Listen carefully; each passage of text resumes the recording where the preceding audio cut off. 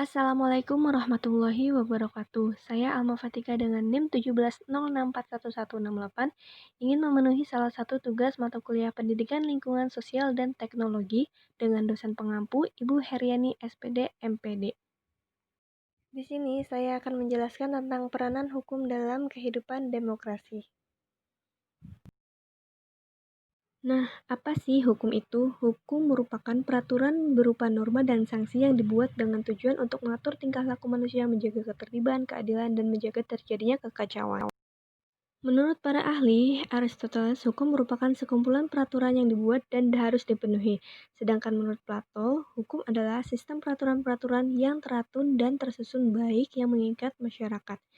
Menurut M. Myers, semua peraturan yang mengandung pertimbangan kesusilaan yang ditunjuk pada perilaku manusia. Tujuan adanya hukum yaitu yang pertama dapat mengatur segala tingkah laku manusia agar terarah ke hal yang positif.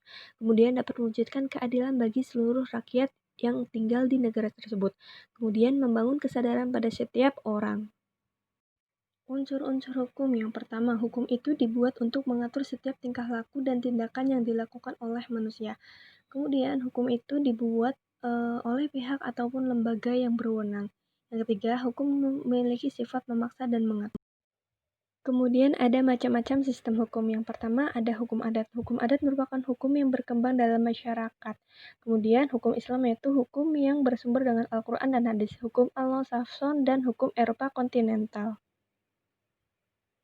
Kemudian ada contoh-contoh hukum. Yang pertama ada hukum pidana. Hukum pidana yaitu keseluruhan peraturan yang menentukan perbuatan yang dilarang dan termasuk ke dalam tindak pidana. Kemudian ada hukum perdata, yaitu keseluruhan peraturan tentang hubungan antara orang yang satu dengan orang yang lain.